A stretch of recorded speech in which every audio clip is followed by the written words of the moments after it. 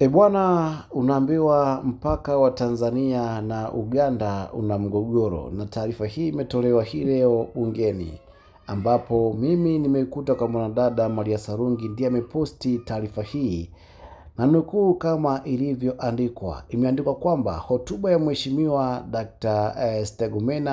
Stergomena Lawrence, waziri wa ulinzi na jeshi la kujenga taifa, akiwasilisha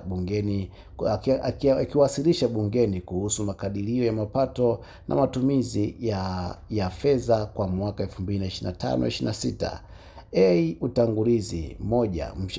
Mheshimiwa Spika, kufuatia taarifa iliyowasilishwa leo hapa bungeni na mwenyekiti wa kamati ya kudumu ya bunge ya mambo ya nje, ulinzi na usalama, iliyochambua bajeti ya Wizara ya Ulinzi na Jeshi la Kujenga Taifa, naomba kutoa hoja kwamba bunge lako tukufu likubali kupokea na kujadili taarifa ya utekelezaji wa mpango wa bajeti wa Wizara ya Ulinzi na Jeshi la Kujenga Taifa kwa mwaka wa fedha wa 2024-25 kwa fungu la 57 wizara, fungu la 38 ngome, na fungu la 39 JKT na kupitishwa.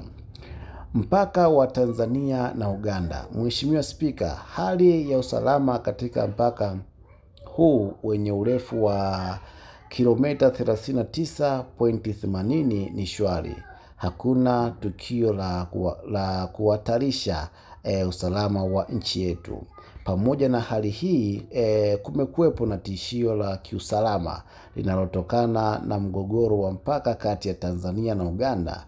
Pamoja na jitihada za kumaliza mgogoro huu, bado serikali ya Uganda inaendelea kudai kuwa mpaka wake na Tanzania katika eneo la Kagera unapita katika kusini mwa ikweta badala ya marundo ya mawe yaliyopo.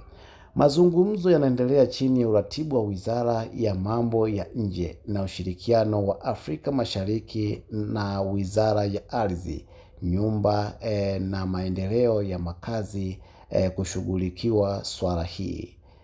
Bwana, hii ni taarifa ya mpaka wa Tanzania na Uganda huko Kagera, ambapo kumekuwa na mgogoro ambao bado hapo kwenye mazungumzo, lakini serikali ya Uganda inasema kwamba mpaka wake upo Tanzania imepita kwenye mpaka wa Uganda. Nikukumbushe tu mwanafamilia, usisahau kusubscribe, kulike, kushare na kucomment ili wa kwanza kuzipata taarifa zetu za kimichezo, burudani, siasa na matukio mbalimbali yanaendelea kutokea ndani ya Tanzania lakini pia nje ya Tanzania.